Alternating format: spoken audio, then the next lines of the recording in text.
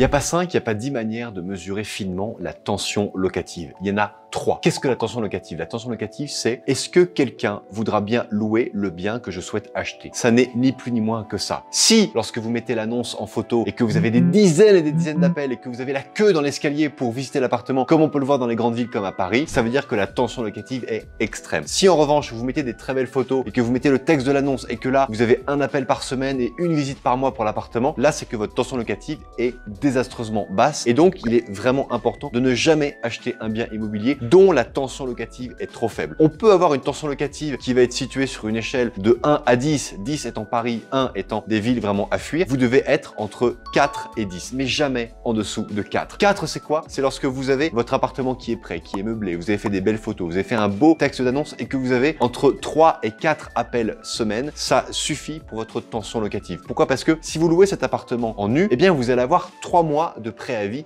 avant de remplacer votre locataire. En revanche, si vous louez en meublé, là vous n'avez qu'un seul mois de préavis. Ce qui veut dire que si vous avez entre 3 et 4 appels par semaine sur un mois, vous allez avoir 4 x 4, 16 candidats locataires pour prendre la suite de votre locataire actuel dans votre logement meublé, ou que vous avez 3 fois plus parce qu'il y a 3 mois de préavis lorsque vous remettrez en location eh bien, votre appartement loué en nu. Ce qui veut dire que ici, entre 16 locataires en meublé ou bien 3 fois plus eh bien, pour une location nue, vous allez avoir l'embarras du choix. L'important, c'est d'avoir bien sûr du choix dans les locataires qui vont prendre votre suite pour que vous puissiez prendre eh bien, de manière obligatoire une garantie loyer impayé. C'est vraiment important. Cependant, on ne sait jamais tellement bien mesurer la tension locative du logement que l'on souhaite acheter. Il y a donc la première chose à faire, c'est d'aller sur le site le tensiomètre locatif. Vous tapez simplement tensiomètre locatif dans Google, vous cliquez sur le premier lien et puis vous tapez la localité, pourquoi pas l'adresse exacte avec le code postal de l'endroit dans lequel vous souhaitez acheter. Et ça va vous dire si la tension locative est élevée dans la ville, si elle est faible. En fait, ça va vous donner l'aspect pour justement le candidat locataire. Ça va dire si est-ce que c'est facile ou est-ce que c'est difficile pour le locataire de trouver un logement. Si c'est difficile, ça veut dire qu'il y a de la tension locative, donc c'est bon pour vous, l'investisseur. Également, ça va vous donner un petit peu le budget des locataires. Est-ce que les locataires qui souhaitent habiter dans cette localité sont en phase en termes de revenus avec le loyer qui est demandé par les propriétaires? Si on est aligné et que on a une bonne tension locative, c'est un premier point à valider. Mais attention, ça ne suffit pas. Il ne faut pas faire que le tensiomètre locatif parce que le tensiomètre locatif ne vous donnera l'état du marché locatif que dans des villes qui présentent suffisamment d'offres et suffisamment de demandes. Si ça vous donne une localité pour laquelle eh bien, ça marque qu'il n'y a pas assez de données, ça ne veut pas dire qu'il n'y a pas de tension locative. Ça veut dire que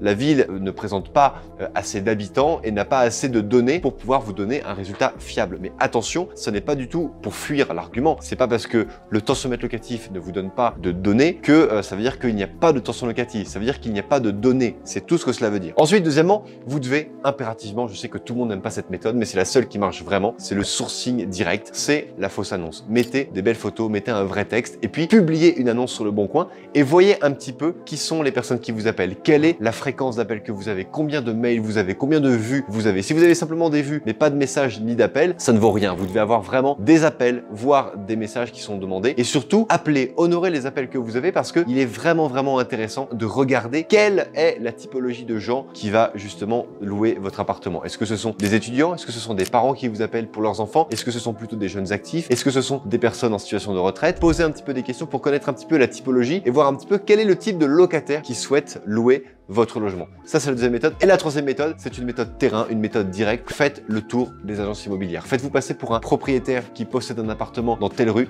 et allez voir un agent immobilier, puis un autre, en disant voilà, j'aimerais mettre cet appartement que, pourquoi pas, mes parents m'ont donné. J'aimerais le mettre en location dans votre agence. Est-ce que vous pensez qu'on va trouver un locataire rapidement? Est-ce que vous savez quel type de locataire ça va être? Montrez des photos, montrez des illustrations du bien qui permettent à l'agent immobilier d'imaginer qui sera le locataire type pour ce genre de choses. Demandez si les locataires dans le quartier sont éligibles souvent aux garanties loyer impayées, que ce soit les garanties loyer impayées payantes ou les garanties loyer impayées gratuites de type visal.fr. Allez-y, posez plein de questions, mais n'oubliez jamais ces 3 méthodes. Premièrement, le tensiomètre locatif. Deuxièmement, la fausse annonce sur le Bon Coin. Et troisièmement, le sourcing direct avec la visite d'agences immobilières sur place dans la ville dans laquelle vous souhaitez acheter. Chers amis, la tension locative, c'est avec la GLI, avec la garantie loyer impayé, votre passeport immobilier. La garantie loyer impayé, c'est une assurance qui va justement garantir votre locataire et qui va payer son loyer à sa place s'il lui fait défaut dans le paiement de votre loyer. Il est vraiment important de comprendre que si vous achetez un bien immobilier qui suscite un vif intérêt, vous allez avoir l'embarras du choix sur le locataire et donc vous allez pouvoir prendre une garantie loyer impayé. Et à ce stade-là,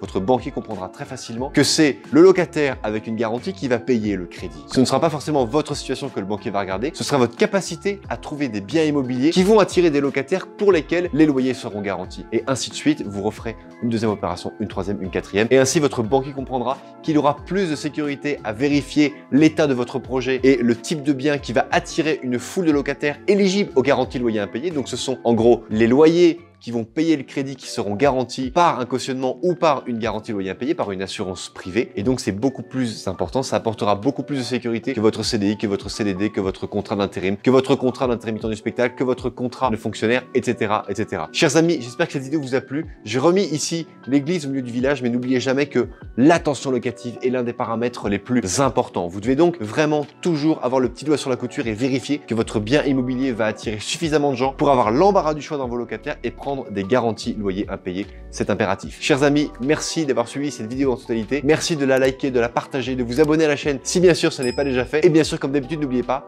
crise ou pas crise, on fait la route ensemble. Ciao!